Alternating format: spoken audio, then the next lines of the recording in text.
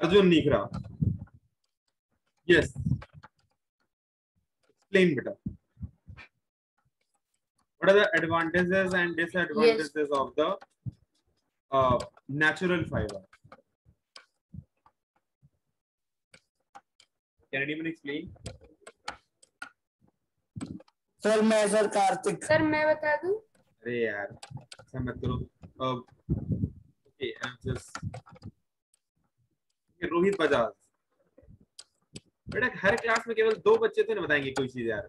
हर दिन वही 2 बच्चे, हर दिन वही 2 बच्चे, बाकी या तो आता नहीं है तो मतलब क्लास लीव कर दो यार, क्या जरूरत है ऐसे जबरदस्ती। या कोई और अगर है तो बताओ।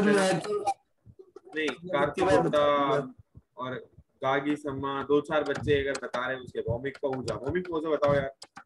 यस सर, नेचुरल फाइबर्स के सर डिसएडवांटेजेस सर ये हैं कि जैसे सर हम कॉटन पहनते हैं समर में, तो सर वो हमको कूल रखता है।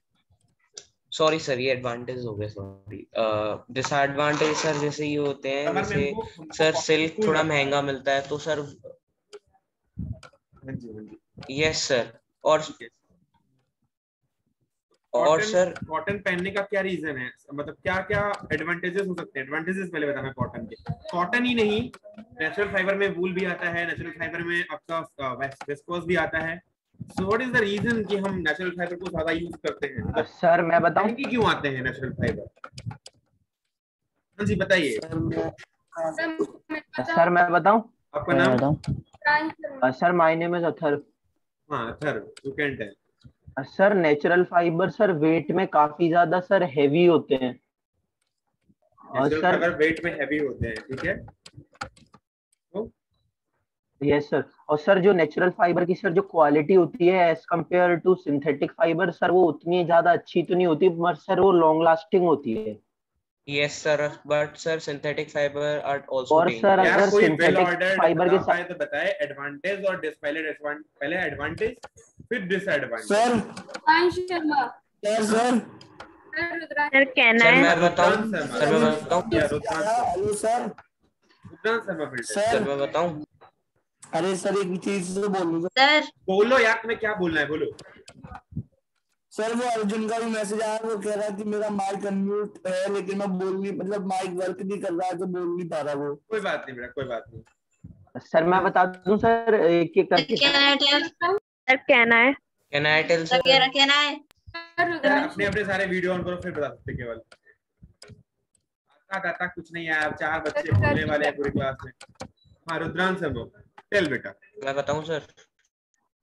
Sir disadvantage and advantages of natural fibre are कि सर जो डिसएडवांटेजेस हैं कि वो अपन को बहुत कॉस्टली मिलता है, क्योंकि वो हमें उगाना पड़ता है। लाइक कॉटन है वो समर मतलब ज्यादातर एक ही सीजन में उगता है।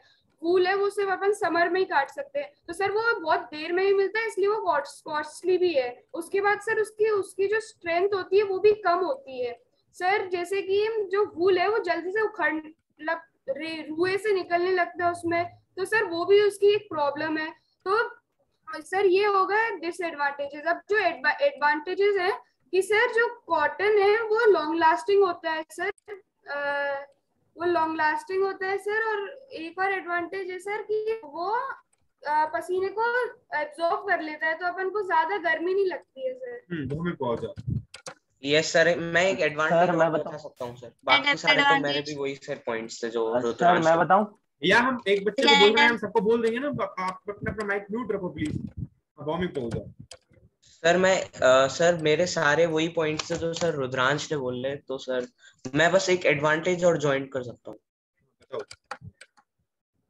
जैसे हम पहनते हैं सर, जैसे हम क्लोथ्स पहनते हैं कॉटन, जो भी नेचुरल फाइबर्स पहनते हैं, तो सर उससे that saves our environment too, because जैसे नेचुरल फाइबर्स जो होते हैं वो जल्दी फायर कैच कर लेते हैं और वो हमारी स्किन पे भी स्टिक हो जाते हैं, तो सर उससे हमको भी हार्म पहुंचता है।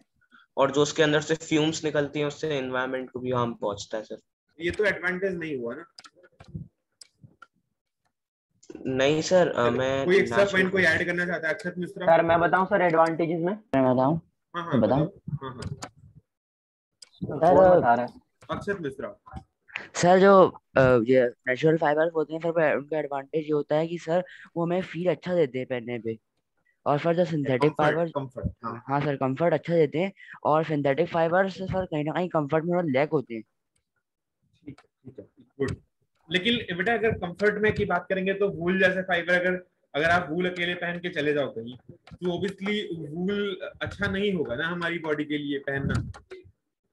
सर सारे नहीं होते हैं। सर सारे नहीं सर, लेकिन ज्यादातर नेचुरल फाइबर जो होते हैं वो ज्यादा कंफर्टेबल होते हैं as compare to synthetic. Yes sir. अच्छा, सर हमको सर जैसे कि सर वूल ज्यादा गर्मी प्रोवाइड करेगा as compare to synthetic fibre. Yes sir, और सर वो चिपकते भी हैं सर। Yes sir. ठीक है, तो क्या वूल जो होते हैं, क्या मैं जिससे बोलूंगा केवल वही बताएगा, प्रियांशी रावत, क्या वूल में पोर्स होते हैं? क्या वूल के अंदर से जो हमारा स्वेट वगैरह है वो पास हो सकता है वूल के अंदर से?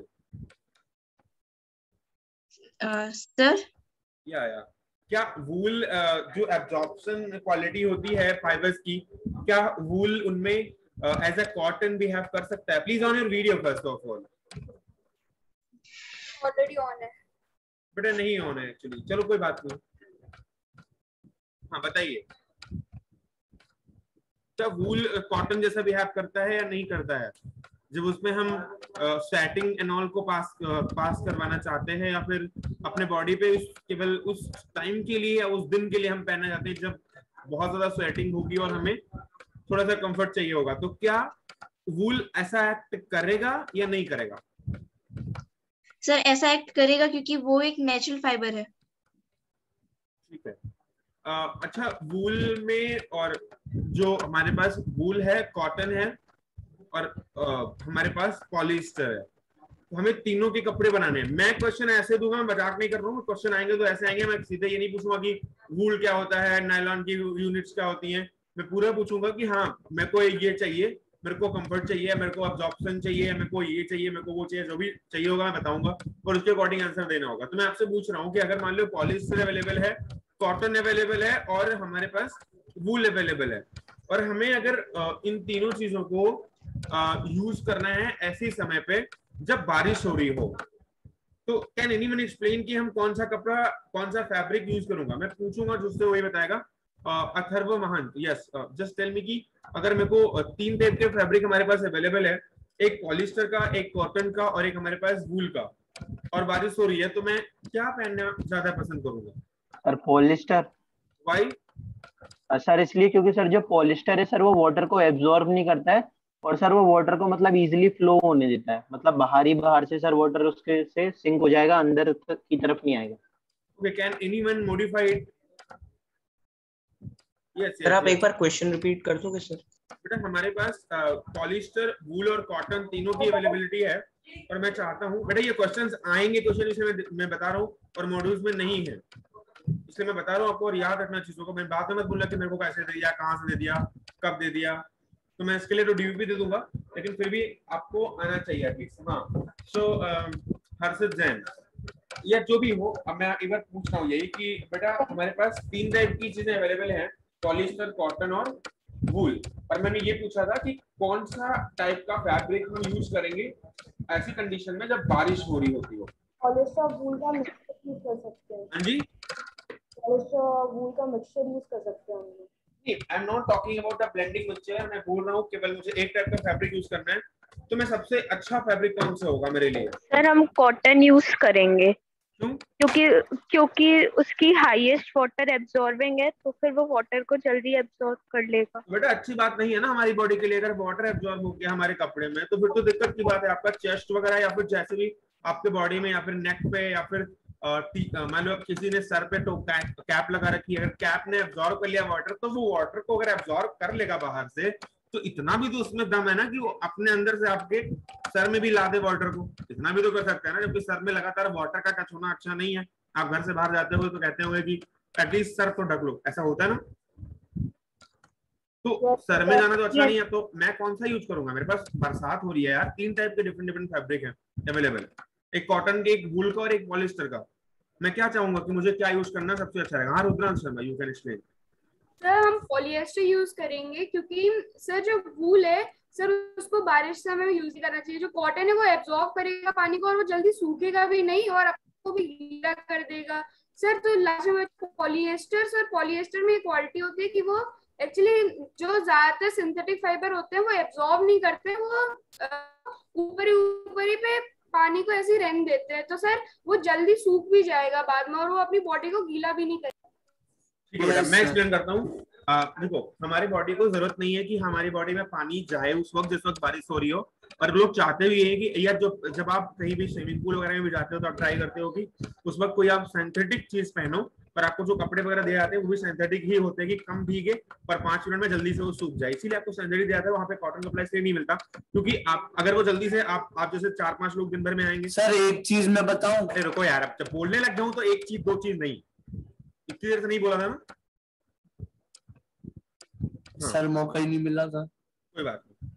तो बेटा वहां पे क्या होता है, हमें सिंथेटिक कपड़े दिए जाते हैं ज्यादातर। अगर आप ट्रैक सूट वगैरह आप जाते हो तो मिलता हो, तो ट्रैक सूट सिंथेटिक ही होता है। होता क्या है कि जल्दी से वो सूख जाता है, फिर कोई मान लो नया कैंडिडेट है उसको दे दिया उठा के, फिर कोई नया कैंडिडेट है तो जल्दी से सूख गया होता है, फिर से उसको दे दिया। अगर भाई कॉटन हो तो पता लगा कि दिन भर में अगर 1000 कैंडिडेट आ रहे हैं स्विमिंग पूल में नहाने के लिए तो 1000 अलग अलग कपड़े चाहिए होंगे, क्योंकि एक दिन में वो सूखेगा ही नहीं, ड्राई ही नहीं होगा।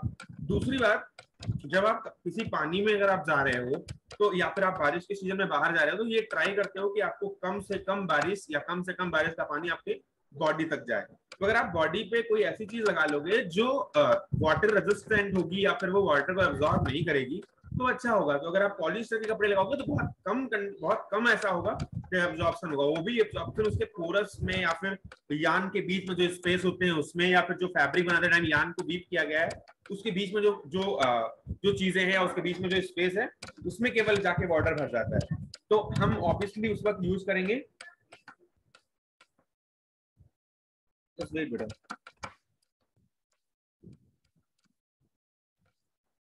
तो उस वक्त हम सिंथेटिक फाइबर यूज करेंगे। तो मेरा तो मत है कि मैं पॉलिस्टर यूज करूंगा या नायलॉन का कपड़ा अगर मिल गया तो मैं यूज करूंगा, ताकि हमें बेस्ट तरीके से प्रोटेक्शन मिल पाए उस जगह पे। और इसीलिए हमारा, अरे रुक जाओ यार, तुम्हें क्या हो जाता है यार, बोलो क्या बोलना चाहते हो तुम, अपना बोलो। सर जैसे कि सर अम्ब्रेला यूज करते हैं वो भी सब पॉलिएस्टर से ये बताना था बना रहता है। अम्ब्रेला वगैरह यूज करते हैं वहां पर हम इसीलिए पॉलिस्टर यूज करते हैं क्योंकि वो वाटर को एब्जॉर्ब ना करे, या चीजें जो हमारे आसपास कभी देखते हुए कि आप घर के ऊपर आपने पन्नी डाले हुए कहीं पे जहाँ पे सीढ़ी वगैरह होती है वहां पे आप ट्राई करते हो, अगर मान लो किसी के घर में या कहीं पे घर बन रहा है तो वो ट्राई करता है उसको पॉलिथीन से ढक दे या पन्नी से ढक दे तो उसके अंदर पानी ना पास कर पाए। और ऑब्वियसली अगर आप कोई भी चीज से आप मोबाइल लेके जा रहे हो तो ऐसी कंडीशन में आप ट्राई करते हो कि पॉलिथीन के अंदर या फिर किसी सिंथेटिक कपड़े के अंदर अगर आप उसको डाल लो, मोबाइल को तो बारिश में भीगता नहीं। ऐसा होता है ना कि कहते हैं कि पन्नी अगर मिल जाती कोई या पॉलिथीन मिल जाती तो मेरा मोबाइल भीगता नहीं। यही तो रीजन होता है कि उसके अंदर वाटर पास नहीं कर पाता है, तो एब्जॉर्प्शन उतना अच्छा नहीं होता। जब हमें एब्जॉर्प्शन नहीं करना है तो हमें पॉलिस्टर यूज करना है। अच्छा, एक दूसरी बात है, अगर हमें हमारे पास अवेलेबिलिटी है पॉलिस्टर की, कॉटन की, विस्कोस की और वूल की, और हमें वार्मथ कंडीशन जनरेट करनी है या फिर अपने बॉडी में वार्मथ जनरेट करनी है, और कंफर्ट की बात नहीं है, हम कंफर्ट के लिए कुछ भी कर सकते हैं। कंफर्ट को चलो हम एक बार कुछ देर के लिए अगर साइड में रख दें, तो हम अगर वार्मथ एक हमें कंडीशन है जिसको हम डेवलप करना चाहते हैं और हमारे पास एक्रेलिक भी अवेलेबल है, तो हम कौन कौन से फाइबर्स को यूज कर सकते हैं? सर केनाइटल। What is your name? केनाइटल। सर रोहित बजाज। या रोहित बजाज। प्रियांशी रावत। रोहित बजाज। सर भैया सर अपन माइक और माइक कैमरा सब ऑन रखना भैया, बताइए अब। सर अपन वूल भी यूज कर सकते हैं, और सर एक्रेलिक इसलिए यूज करेंगे क्योंकि सर एक्रेलिक अपन को सस्ता मिलेगा वूल से, और सर इसलिए क्योंकि सर वूल सर वार्मथ प्रोड्यूस करता है, हीट प्रोड्यूस करता है सर। तो कहने का मतलब ये था कि हम एक्रेलिक और वूल दोनों यूज कर सकते हैं, right? Yes sir, yes sir. ठीक है। जब अरे वो सस्ता महंगा की बात तो तब आई जब हमें इंडस्ट्री खड़ी करनी होगी यार, ये जब हमको बनाना होगा, खुद से खरीदना होगा। अभी कौन सा, अभी तो घर वाले को खरीदना है तो हम बोल ही देंगे कि हमको वूल वाला चाहिए, एक्रेलिक नहीं चाहिए, जो सस्ता कपड़ा कौन पहनेगा, राइट? Yes sir. तो मैं यही ट्राई करूंगा कि वूल का ले लूं, तो ताकि वार्मथ भी हो, देखने में भी अच्छा लगे और सब कुछ सही सर एक्सक्यूज मी। हाँ जी बताइए। सर नायलॉन भी यूज कर सकते हैं ना विंटर में? विंटर में तो यूज कर सकते हैं, लेकिन विंटर में यूज करने का फायदा नहीं, क्योंकि वो वार्म कंडीशन उसके अंदर नहीं होती है। बट एक्चुअली होता क्या है मैं आपको बताता हूँ। सबसे ज्यादा जो हीट प्रोवाइड करता है वो वूल ही तो होता है। बता रहा हूँ। सर एक्रिलिक तो वूल को रिसेंबल करता है, तो एक्रिलिक यूज करना चाहिए, उसमें ज्यादा प्रॉपर्टीज भी मिलेंगी फिर। हाँ? सर एक्रिलिक यूज करना चाहिए ना। बेटा उसके डिसएडवांटेज भी तो है। एक्रिलिक का स्वेटर अगर मुड़ेगा तो क्रीज आ जाएगी, वूल का स्वेटर मुड़ेगा तो क्रीज नहीं आएगी। एक्रिलिक को सर आपने बोला भी था कि कंफर्टेबिलिटी भी नहीं चाहिए, सिर्फ मतलब सबसे बढ़िया होना चाहिए। हाँ कि कंफर्टेबल हो या ना हो उसको मैंने साइड ये में बोला रख कि दो अभी। कंफर्टेबल को थोड़ा सा साइड में रख दो अभी के लिए, तो या फिर मैंने कोई एक प्रॉपर चीज नहीं बोली है। अगर आप चाहो तो एक्रिलिक भी यूज करो, चाहे तो आप वूल यूज करो, दोनों में क्वालिटीज होती हैं वार्म कंडीशन के लिए। पर आगे चल के अगर बड़ी क्लासेस में देखोगे तो थोड़ी बहुत और क्वालिटीज आपको मिल भी सकती है। लेकिन अगर आप सस्ता यूज करना चाहते हो या फिर आपको नहीं टेंशन है क्रीज वगैरह की, तो आप यूज करो, कोई दिक्कत की बात नहीं है ऐसा। लेकिन हाँ, एक्रेलिक एक बहुत बड़ी रिप्लेसमेंट करता है वूल, क्योंकि वूल इतनी अवेलेबिलिटी नहीं थी, इसलिए एक्रेलिक का यूज आया और एक्रेलिक आज बहुत ज्यादा मात्रा में यूज किया जाता है। चलो कोई बात नहीं। अगर हमें हमारे पास 3 टाइप के फाइबर है, एक है कॉटन, एक है विस्कोस और एक है सिल्क। हमें अपनी बॉडी में कुछ मतलब ऐसा कपड़ा पहनना है जिसपे लाइट पड़े तो लस्टर डेवलप हो या कुछ शाइनिंग हो। Can anyone explain which type of fiber can be used? Kartik Sharma, yes. Sir silk. Why? Sir silk जो होता है वो शाइन बहुत प्रोवाइड करता है, लस्टर भी होता है वो। क्यों सर वो सर अपन को सर महंगे अभी तो कुछ मतलब नहीं है, वो महंगा आता है वो बात अलग है, और वो सर कंफर्टेबल भी होता है silk as compare to cotton और विस्कोस। सिल्क कंफर्टेबल भी होता है। अच्छा, चलो ठीक है। तो ये हमने थोड़ी प्रॉपर्टीज पढ़ी हैं। और अगर हमें स्ट्रेचेबिलिटी चाहिए, मेरे पास कॉटन है, नायलॉन है और हमारे पास वूल है, और हमें स्ट्रेचेबिलिटी चाहिए अपनी बॉडी के लिए और थोड़ा सा स्ट्रेंथ चाहिए। So which type of fibre can be used? Sir nylon. ऐसे बुझने वाली बात नहीं ये सर, ये कैन इट बी बोल रहा हूँ। एक आंसर किसी को एग्जैक्टली पता है तो they can tell. Karthik Sharma. हाँ जी बताइए। सर नायलॉन, सर आपने सर एक एग्जांपल देकर भी समझाया था कि नायलॉन को अगर अपन ले लें और एक आयरन के वायर को ले लें तो जो आयरन का वायर वो टूट सकता है, नायलॉन का वायर नहीं टूट सकता। नहीं, नायलॉन के लिए नहीं कहा था हमने, सिल्क और स्टील का समझाया था। गलत बोल सर आपने सिल्क और मेटल बताया था। Yes sir. गलत जगह मत लिखेगा मुझे। और कोई? सर नायलॉन यूज होगा, नायलॉन इज वेरी स्ट्रॉन्ग, इसलिए तो पैराशूट्स में भी और रोप क्लाइंबिंग रोप्स में भी ये यूज होता है, और सीट बेल्ट में भी नायलॉन ही होता है।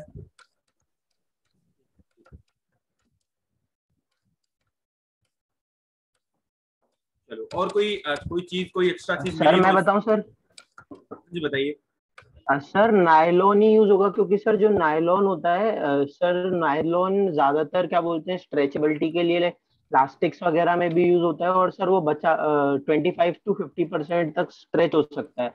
और सर उसका ही जो मॉडिफाइड फॉर्म है सर टेरिकॉट, सर वो उससे भी ज्यादा यूज होता है स्ट्रेचेबिलिटी के लिए। ठीक है, चलो हम कुछ स्ट्रक्चर्स के बारे में पढ़ते हैं और कुछ टाइप्स ऑफ फाइबर के स्ट्रक्चर्स के बारे में थोड़ा जानकारी एकत्रित करने की कोशिश करते हैं। वक्त दीजिए, करते हैं। मतलब समझ में आ रहा है ना? कोई दिक्कत तो नहीं है यार किसी को? मतलब ऐसा हो कि बहुत ज्यादा अजीब चीजें चल रही हैं, कल को बोलो कि सर आता ही नहीं है। हाँ जी। सर रेयन भी स्ट्रेचेबिलिटी के लिए यूज कर सकते हैं ना? लेकिन हमने रेयन एग्जांपल में दिया नहीं था। सबसे बेस्ट तो सर नायलॉन और नायलॉन दोनों दिए और फिर हम प्रॉपर्टी ही पढ़ने जा रहे हैं। अगर आपको कंपेयर करना है थोड़ी बहुत देर बाद प्रॉपर्टी को पढ़ के आप कंपेयर कर भी सकते हैं थोड़ी चीजें। पर सर अपन लोग ज्यादा प्रेफर नायलॉन को करेंगे ना? क्या सर जैसे अभी कार्तिक ने पूछा कि सर रेयॉन और नायलॉन दोनों, तो सर अपन ज्यादा प्रेफर नायलॉन को करेंगे ना। हाँ, रेयॉन थोड़ा सा महंगा भी आता है नायलॉन से।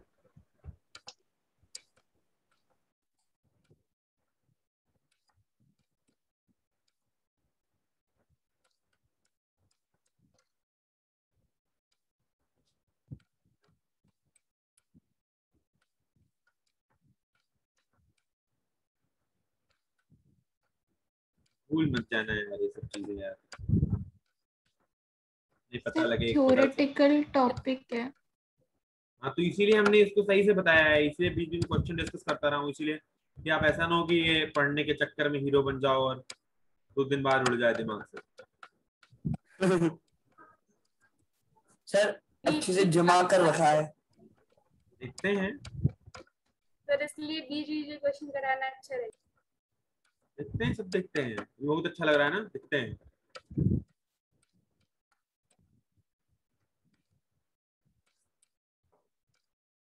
चलो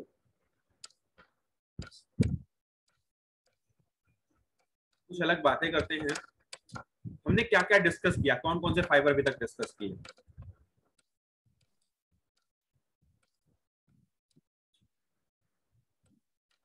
कौन कौन से फाइबर में डिस्कस कर चुका हूँ?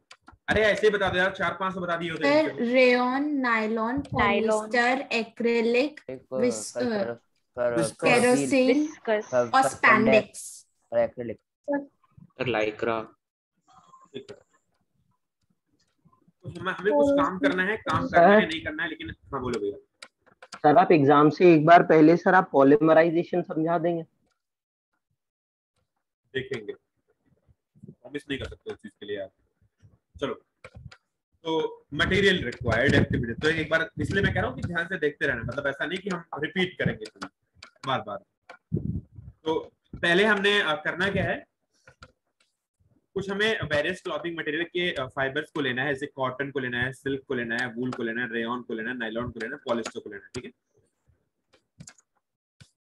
Place fiber on the glass slide and observe them with the help of magnifying glass of a microscope. Actually करना आपको नहीं है, लेकिन ये किया गया है, उसके अकॉर्डिंग क्या इसमें मिला है मैं आपको बता रहा हूँ। इन तीन कुछ फाइबर्स को लिया गया और जब इनको माइक्रोस्कोप पे अगर एक ग्लास स्लाइड पे रखे, क्योंकि ग्लास स्लाइड में विजिबिलिटी अच्छी आती है, इसलिए ग्लास स्लाइड पे जब इसको रख के माइक्रोस्कोप से विजिबिलिटी इसकी चेक की गई, तो जब ऑब्जर्वेशन किया गया तो ये चीजें कुछ मिली हैं जो मैं आपको आपके सामने डिस्कस करने, आपके सामने पेश करने की कोशिश कर रहा हूँ।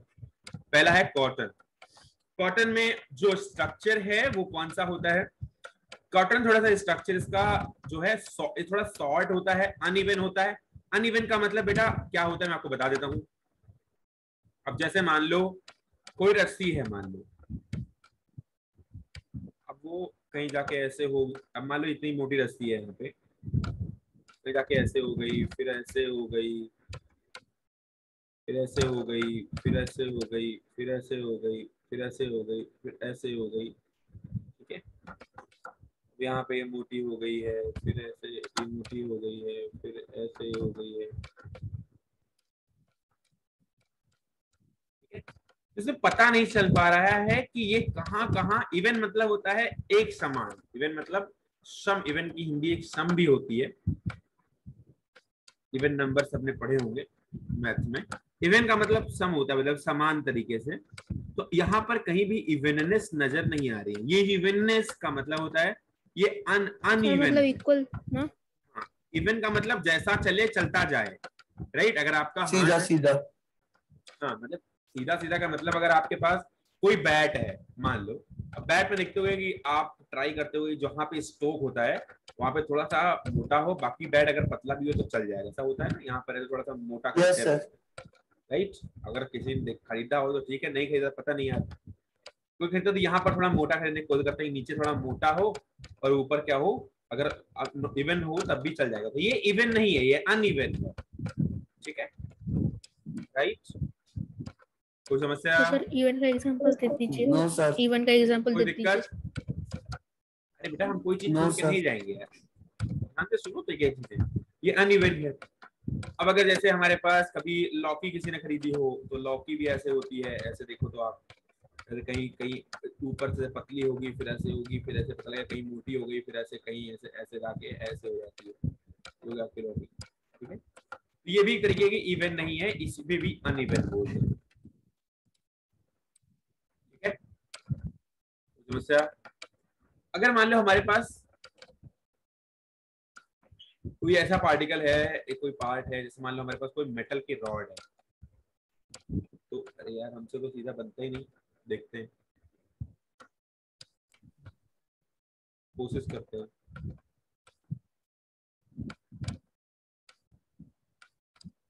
सर आज आप बिना टैबलेट के पढ़ा रहे क्या? नहीं नहीं सर आज आप ड्राइंग नहीं कर पा रहे ना, इसलिए। टैबलेट में ड्राइंग कहाँ से आती है?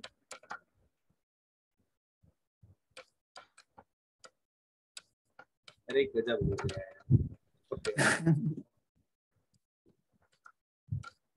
अरे सर ठीक है, हम समझ गए, वो इवन है। इवन का मतलब उतना ही मोटा होगा, मतलब इसमें कुछ इसका क्रॉस सेक्शन में कोई ज्यादा अंतर नहीं आएगा, राइट, ठीक है। अब इवन का इवन ये भी है, या इवन ये भी है कि मतलब एक तरीके से स्मूथ रहे और एक तरीके से चलता रहे। अब आपका हाथ है तो मतलब हाथ की मोटाई किसी की है, तो यहाँ से यहाँ तक अगर हाथ है तो मतलब पूरा हाथ एक बराबर ही मोटा रहे। ऐसा वैसे होता नहीं है, बॉडी की तरफ ज्यादा होता है इधर, और इधर क्या कहते हैं, इधर कम होता है, फिर आके होता है पंजा वंजा जो भी होता है ये, और कोई जो जिम में ज्यादा और ज्यादा मोटा होता है। तो मतलब अनइवन का मतलब एक समान ना हो, राइट, और इवन का मतलब समान हो। तो यहाँ पर आपको अनइवन और इवन के बारे में थोड़ी जानकारी दी गई है, ठीक है। कॉटन फाइबर्स होते हैं बेटा, एक पहली बात तो मैं आपको एक बात बहुत अच्छे से क्लियर कर देना चाहता हूँ कि मैं फाइबर की बात कर रहा हूँ, किसी यान की बात नहीं कर रहा। फाइबर मतलब कोई ऐसे छोटा सा पार्ट होगा इतना बड़ा, बस केवल इसके बारे में मैं बात कर रहा हूँ, और इसको माइक्रोस्कोप से देखने की जरूरत पड़ी। अरे यार जब वो यान होता तो उसको हम माइक्रोस्कोप से क्यों देखते भैया? गलत कह रहा हूं? आप कभी एक फाइबर को निकाल के देखना, आपके घर में जो रुई है या फिर जो आपके घर में कॉटन है, उसमें से एक फाइबर निकाल के देखना कितना पतला होता है। जरा सोचो, एक फाइबर अगर आप निकाल के देखना, उसको अपने पास आपके सामने मेज होगी, अगर उसमें कांच लगा हुआ है तो आप उस पर रख के देखना उसको, कितना पतला वो आपको नजर आएगा, बहुत छोटा। मतलब उसके बारे में हम बात कर रहे हैं, तो उसको देखते हैं तो उसमें, क्योंकि आप उसमें ऑब्जर्वेशन कर रहे हो ना, और आप अगर इसको हाथ में पकड़ के देखोगे ना तो आपको अनइवननेस समझ में नहीं आएगी कि भैया वो कहीं मोटा है कहीं पतला है कि नहीं है। जब आप उसको माइक्रोस्कोप वगैरह में रखते हो ना, तब फिर जाकर के वो समझ में आता है। जब माइक्रोस्कोप में रखते हो तब देखने को मिलता है कि माइक्रोस्कोप के अंदर वो पतला नजर आ रहा है या मोटा नजर आ रहा है, राइट। मैं आपको दिखा देता हूं।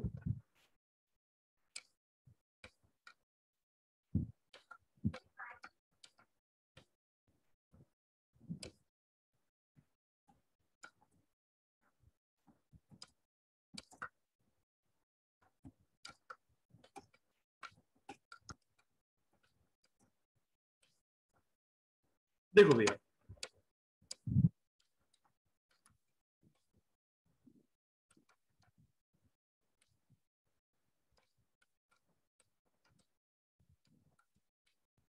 जब आप उसको कहीं रखोगे कुछ ऐसा नजारा पेश होगा। देखो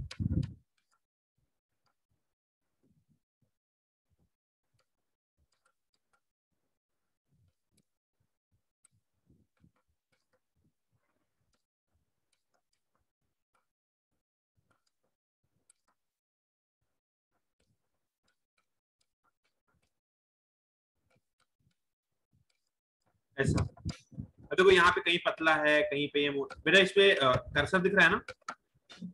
यस।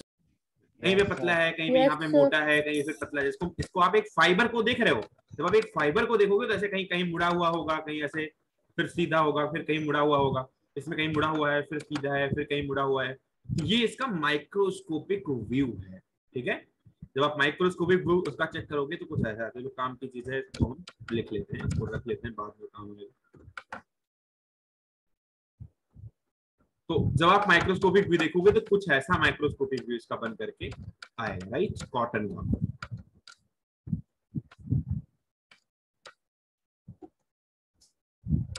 कुछ ऐसा, ठीक है। तो इसमें क्या क्या होता है? कॉटन जो होता है अनइवन होता है, छोटा होता है, फोल्डेड रहता है। आप देखो तो फोल्डेड भी है, ये देखो, एक फोल्डेड भी होता है, मतलब एक दूसरे में फोल्ड भी रहता है। कुछ कुछ कॉटन के फाइबर, कुछ कुछ फाइबर होंगे जो एक दूसरे से फोल्ड रहेंगे, मतलब ऐसे फोल्ड, यहाँ पर देखो फोल्डिंग हुई है, यहाँ पर फोल्डिंग हुई है, ठीक है, तो ये फोल्डेड नजर आ रहे हैं, तो फोल्डेड होता है। उसके बाद इसमें अनइवननेस का है प्रॉपर्टी।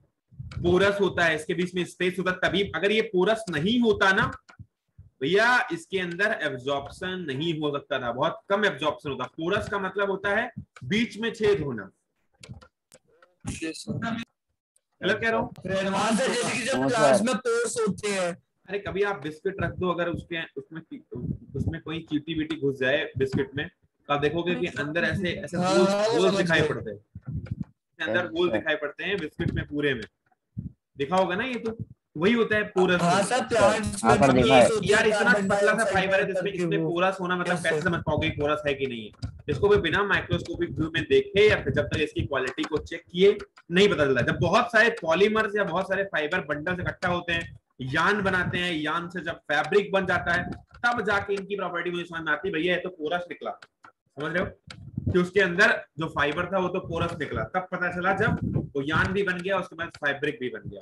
अगर वही फाइबर में पोरोसिटी नहीं होती तो आज फाइबर यान जो कॉटन का जो फाइबर बना है, वो कॉटन फाइबर भी वही पॉलिस्टर जैसा कभी अब्जॉर्ब नहीं कर रहा होता, और हम पूरी गर्मी ऐसे स्टिकी कपड़ा पहन के घूम रहे होते इधर उधर। अगर स्वेटिंग होती तो पूरे कपड़े में वो लग रही होती, कहीं ना एब्जॉर्ब होती ना कुछ होता, हमें कंफर्ट, मतलब हम अनकंफर्टेबल की एक सजी सजी बजी दुकान होते हैं, समझ लो, कभी होता ही नहीं हमारे पास कंफर्टनेस, क्योंकि जब भी पहनते हमारे पास, जब भी स्वेटिंग होती है अंदर से कुछ ना कुछ प्रॉब्लम रहती है, क्योंकि उसके पास एब्जॉर्प्शन नहीं होता, और एब्जॉर्प्शन होना बहुत इंपॉर्टेंट होता है। तो ये हमारे ये चारों वर्ड समझ में आई, शॉर्ट होना, अनइवन होना, फोल्डेड होना और पोरस होना। Is there any problem with anyone? No sir, no sir. ये रफ होता है। रफ का मतलब क्या होता है?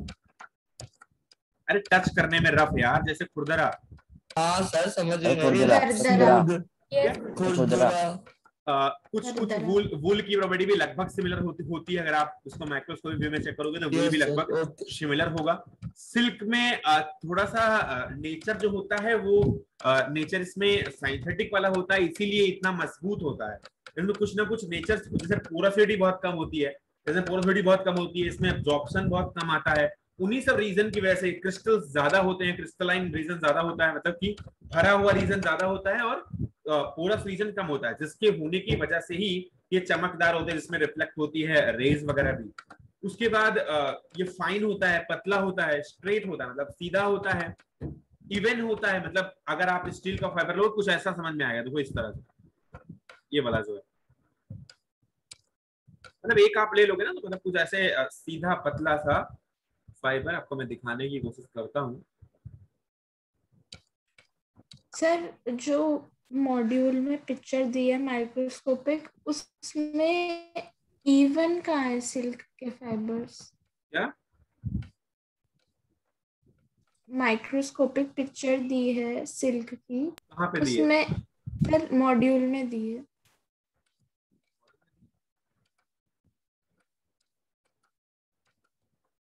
ये वाली? इसमें फर्क क्या है कॉटन और सिल्क में? बेटा ये सिल्क बंडल्स है, आपको पता ही नहीं चल पाएगा ऐसे सिल्क कौन है और कॉटन कौन है और क्या सर की उसके प्रॉपर्टी नीचे है। देखिए, नीचे साथ में है, इसके नहीं पता चल रहा ढंग से। ये वाला? Yes sir, yes sir. अरे वो मुड़ा हुआ है, आपको पता है? फाइबर की एक फाइबर का मतलब एक फाइबर निकाल के देखना है, आपको दिखा रहा हूँ, चलो सिल्क फाइबर।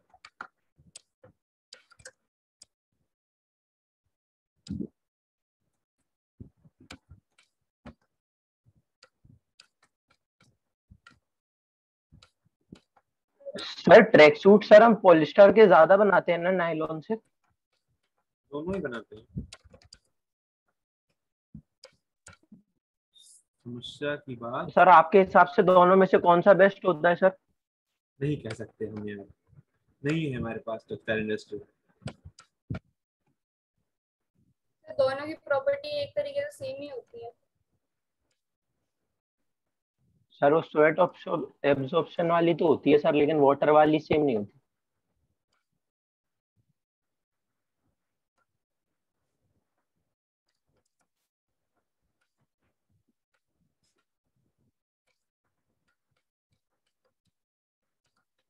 एक चीजें खोज खोज के बता रहा हूँ, अगर भूल गए वक्त पे या इससे बुरे दिन कभी नहीं आएंगे।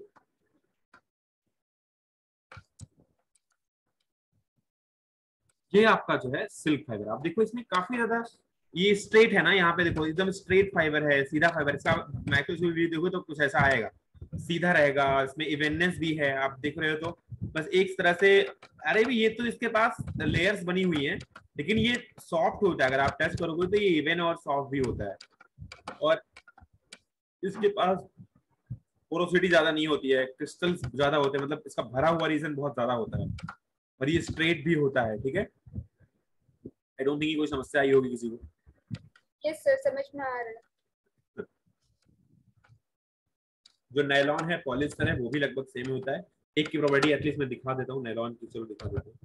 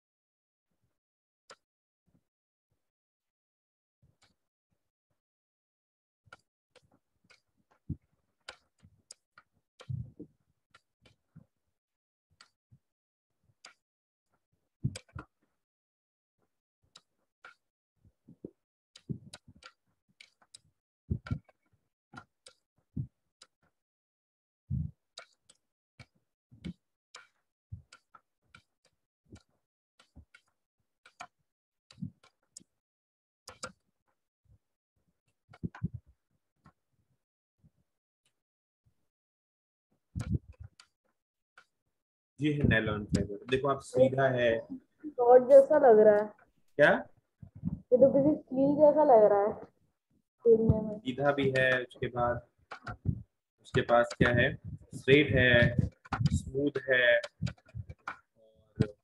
और जो भी क्वालिटीज आपको दिख रही हैं, पोरस नहीं है, मतलब इस तरीके से क्रिस्टलाइन रीजन ज्यादा है, इवन है। कंक्लूजन ये निकल के आता है कि nylon silk are smooth because of long fibre, long even straight and fine fibre. और ये जो फाइबर होते हैं ना, सिल्क, नायलॉन, पॉलिस्टर वगैरह, ये लंबे फाइबर होते हैं, इनकी लंबाई थोड़ा सा ज्यादा होती है। और कॉटन, वूल जैसे फाइबर क्या होते हैं, थोड़ा छोटे होते हैं। ठीक है, उनकी जो लंबाई होती है थोड़ी सी छोटी होती है। Cotton and wool are rough because of uneven, folded and porous structure. Cotton और वूल जो होते हैं वो रफ होते हैं क्योंकि उनके पास अनइवन फोल्डेड स्ट्रक्चर होता है और वो पोरस नेचर के होते हैं। और कुछ और भी करना चाहते हो तो ये भी देख लेना। एक एक्चुअली आप कर तो नहीं सकते, तो मैं आपको थोड़ा बहुत बता देता हूँ। आप क्या करना, आपको मटेरियल क्या जरूरत पड़ेगी, आप देखना 10 सेंटीमीटर लॉन्ग फाइबर आप कॉटन ले लेना, रेयॉन लोगे, वूल लोगे, सिल्क लोगे, नायलॉन लोगे, पॉलिस्टर, एक्रेलिक, और एक लैंप ले लेना जिसमें थोड़ा थोड़ा आग निकलती हो। तो स्पिट लैम्प के पास क्या करना है आपको, light the spirit lamp and candle the place it on the table, next to it place a play of china clay or glass. So hold a cotton fiber in the fire tongs and then hold it over the flame, so till it catches fiber, shift the burning fiber china clay plate and make observation till a small amount of it is left. सो मैं आपको दिखा देता हूँ actually, इसको एक बार मैं show करने की कोशिश करता हूँ कैसे होता है इसका जो भी क्वालिटी है।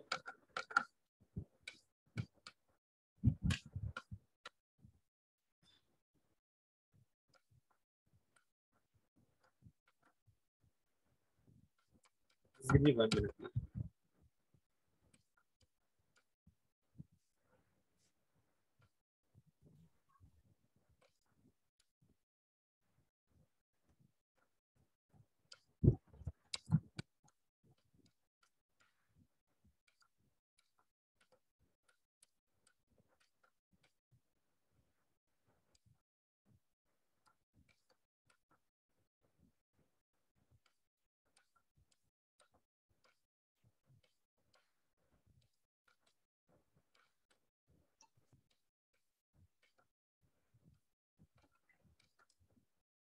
कैसे करना है इसको,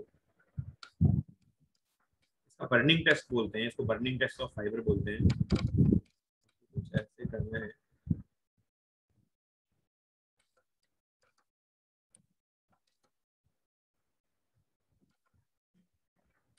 कॉटन फाइबर कुछ ऐसा दिख होगा, तो आप इसको टेस्ट करोगे तो बर्निंग के लिए लेके जाओगे।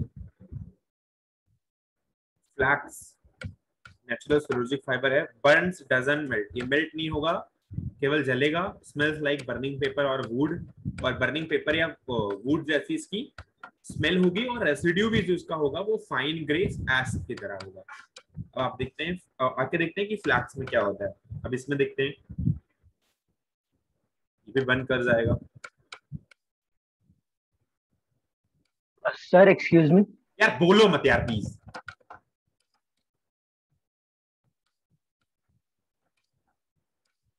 वूल फाइबर है, इसकी प्रॉपर्टी एक बार देख लो पहले तो। बर्न्स डजंट मेल्ट, मेल्ट नहीं होता है जबकि जलता है। Strongly smells of burning hair, और अगर इसको हम जलाएंगे तो बर्निंग हेयर जैसी स्मेल आएगी।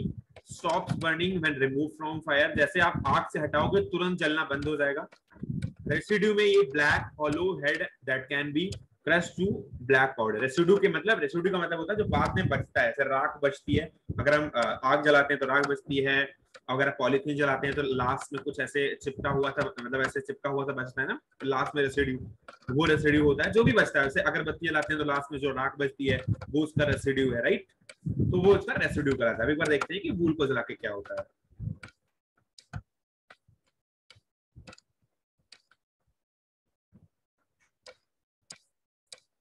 जलाया लेकिन जैसे बाहर निकाला तुरंत बंद हो गया, देखो जलाया जैसे बाहर निकाला तुरंत बंद हो गया, मतलब हाँ देखो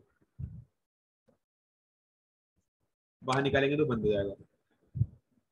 मतलब ऐसा नहीं कि जलता जाए कॉटन जैसे फाइबर्स की तरह। अगर आप सोचो अगर मैं बत्ती बना लूं तो वो ज्यादा देर तक काम नहीं करेगी वूल की, क्योंकि उसमें जलते रहने की प्रॉपर्टी नहीं होती है कि हमेशा चलता रहे। अब आप सोचो दीपावली पे अगर आप बना रहे हो बत्तियां, तो आप अगर वूल की बना लो तो कितनी देर तक जलेगी? एक आध मिनट तक जलेगी, एक मिनट तक आधा मिनट तक जलेगी। उसके बाद जैसे उसमें अपने आप में वो बंद हो जाएगी जब तक दूसरे की फ्लेम नहीं। अब सिल्क फाइबर में है, इसकी प्रॉपर्टी सर लेकिन तेल वगैरह डालेंगे तो सर चल सकती है ज्यादा। कैसे जल जाएगी यार? फ्लेम में नहीं जलेगी, करके देख लेना घर पे यार।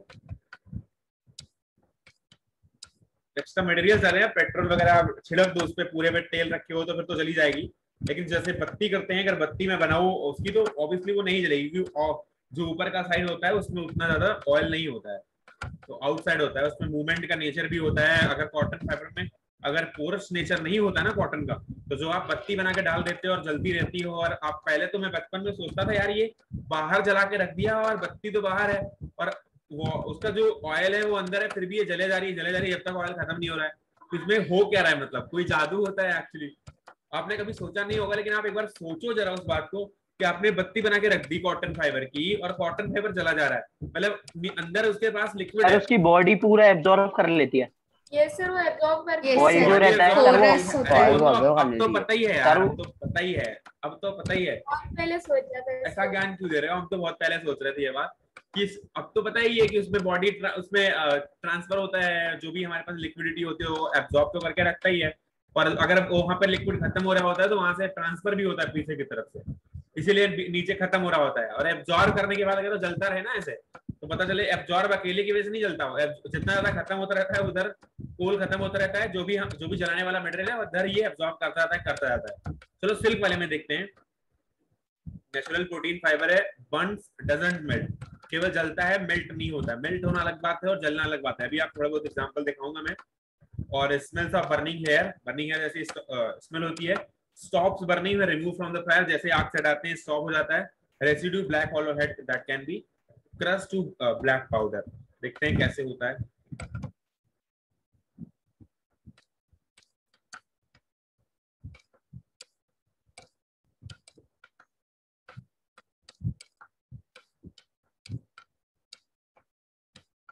ठीक है सर,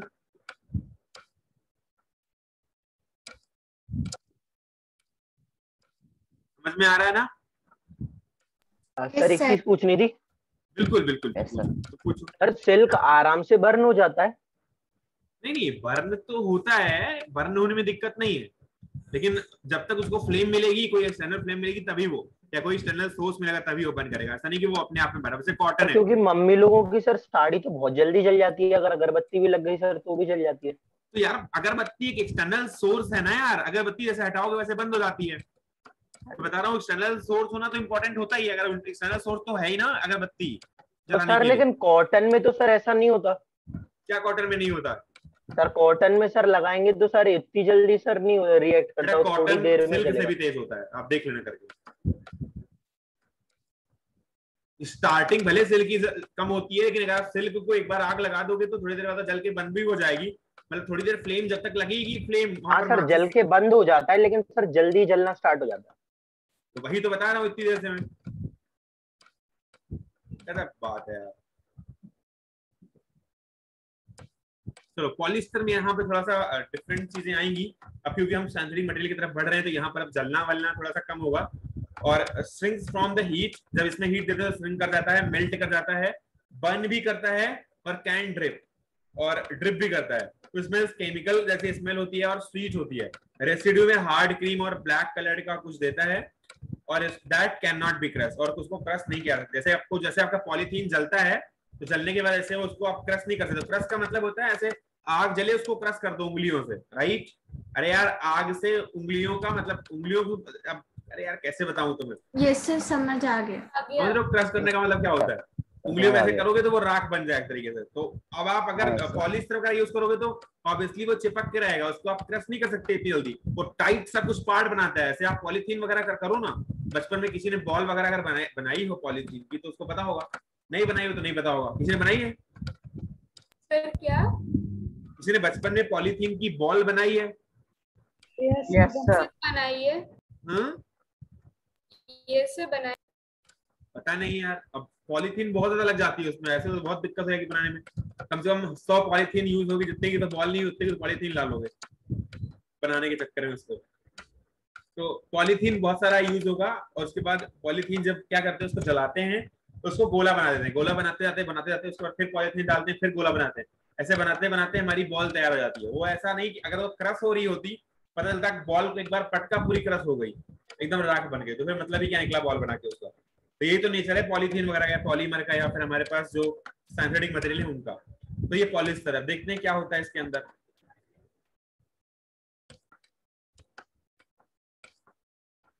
देखो ज्यादा जल नहीं रही है, जलेगी तो मेल्टिंग भी होगी, जलने के बाद ये देखो मेल्ट भी करती है, ठीक है, वहां पे मेल्ट कर चुकी है। अब यहाँ पर जो है इसको क्रशेबल नहीं है, ये जो बीड बनी है ना, अब इसको क्रश करोगे तो ये चिपकेगी थोड़ी देर के लिए, लेकिन जैसे ठंडी हो जाएगी फिर आप इसको क्रश नहीं कर पाओगे, खत्म हो चुका है ये। नायलॉन है, sinks from heat, melts, can burn, जल सकता है, मेल्ट कर सकता है, और अगर आप हीट दोगे तो स्विंग करेगा। ये देखो स्विंग कर रहा है, करता जा रहा है, करता जा रहा है, करता जा रहा है, सिकुड़ता जा रहा है, सिकुड़ता जा रहा है।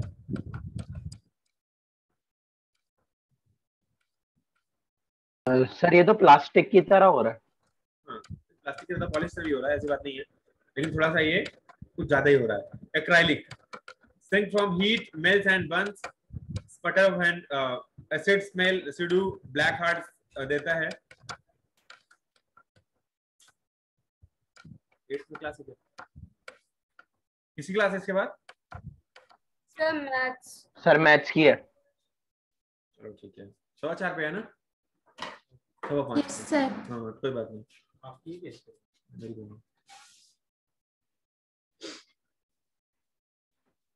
ठीक है सर, हो गया? Yes sir. Yes sir. Yes sir. Sir exam से पहले एक भी क्लास है क्या? रुको यार, तुम पता नहीं क्या, तुम्हारे पास बाकी बच्चों के क्या डाउट नहीं होते, तुम्हारे के लिए डाउट है क्या यहाँ पे यार? 2 मिनट तुम शांत नहीं रह सकते यार, पूरा खत्म नहीं हो पाया इतनी देर में। तुमको 40 बार रोक चुका मैं इतनी देर में यार। अभी भी एसिटेट फाइबर बचा हुआ है ना, पहले पढ़ो उसके बारे में। एसिटेट एक आर्टिफिशियल फाइबर है, spring from heat, melts and burn. Heat करने पे सिंक करता है, मेल्ट करता है और बर्न करता है। Smells like burning cellulosic fibre, जैसे सेलुलोजिक फाइबर में बर्निंग होती है वैसे इसमें भी होती है। और विनेगर जैसा कुछ स्मेल आता है इसमें। रेसिड्यू क्या होता है? Hard black head that can B partially crushed. और थोड़ा थोड़ा क्रश किया जा सकता है, जो इसका बनता है वो लास्ट में मटेरियल। इतना ज्यादा डीप में घुसने की जरूरत नहीं, लेकिन आपकी बुक में है तो मैंने इस पे आपको पढ़ा दिया है। ठीक है, एटलीस्ट प्रॉपर्टी थोड़ी बहुत पता होनी चाहिए, बस दिमाग में हिट करनी चाहिए। अच्छा, ये है हमारा एसिटेट। ठीक है भैया, अक्षत मिश्रा समझ में आ रहा है? Yes sir. पता नहीं यार,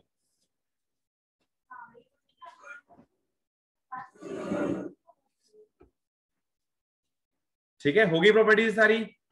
तो हमने पॉलिस्टर कर लिया, एक्रेलिक कर लिया, नायलॉन कर लिया, एसीटेट कर लिया, कॉटन कर लिया, सिल्क कर लिया, वूल कर लिया, सारे फाइबर्स कर लिए, उनकी प्रॉपर्टीज भी देख ली। अगर ये वाला वीडियो देखना है तो किसी को देख भी सकता है वीडियो ये वाला। अगर किसी को प्रॉपर्टी एक बार जाननी है तो आप एक बार सर्च करना है इसको, नहीं मिलेगा तो मैं फॉरवर्ड कर दूंगा। ऐसा नहीं कि नहीं मिलेगा है, इतनी बड़ी बात मत कर देना फिर कि किसी को यूट्यूब चलाना भी नहीं आता, 2 मिनट का वीडियो ढूंढना है। तो ऐसा इसका होता है। उसके बाद प्रॉपर्टी मैंने पहले ही बता दी है, उसके लिए जो क्वालिटीज हैं उसके उस फाइबर के अंदर वो भी बता दी है, स्ट्रेंथ के लिए, इलॉन्गेशन के लिए। ठीक है, तो एक एक चीज हमने डिस्कस कर दी है उसके बारे में। बाकी आपका फाइबर इसी के साथ यहाँ पर यही चीज लिखी हुई है बेटा ऑब्जर्वेशन के नीचे, यहाँ पर जो मैंने वहां पर है वही चीजें यहाँ पर लिखी हुई है। Burns regularly produce large flame, ये वो ऐसा वैसा, तो सारी चीजें जो ये लिखी हुई है सब वही है। चाहे तो आप इसको उतार सकते हैं एज इट इज हिंदी भाषा में, और चाहे आप चाहें तो इसको पढ़ सकते हो। मेरा तो सजेशन रहेगा कि पढ़ के इसको प्रैक्टिस करो तो ज्यादा अच्छा रहेगा, उतारने से कुछ होता नहीं। तो आगे बढ़ते हैं अभी इसके बाद। अभी तो क्लास का टाइम हो चुका है, 5-10 मिनट ज्यादा भी हो गया, तो फिर नेक्स्ट क्लास में मिलते हैं फिर। ठीक है, yes sir, thank you sir. Thank you sir. Thank you sir, bye sir. Bye sir, thank you sir. कोई दिक्कत तो नहीं, फिर से नहीं समझना है इस चीज को? नो सर, समझ में अच्छे से सर समझ में अच्छे से आ गया। तो समझ में आ गया है अच्छे से। सर एसीटेट और फ्लैक्स बुक में दिए हैं क्या? नहीं हो तो देख लेना, अगर हो तो कोई दिक्कत नहीं है, अगर नहीं है तो बाहर से देख लेना यार, ये सब कोई बात नहीं है यार। चलो ठीक है बेटा। Yes sir, bye sir. Thank you sir, bye. Rudransh Sharma ठीक है, ठीक ठाक है ना सब? यस सर, ठीक ठाक है। चलो देखते हैं फिर, बाय। Bye sir.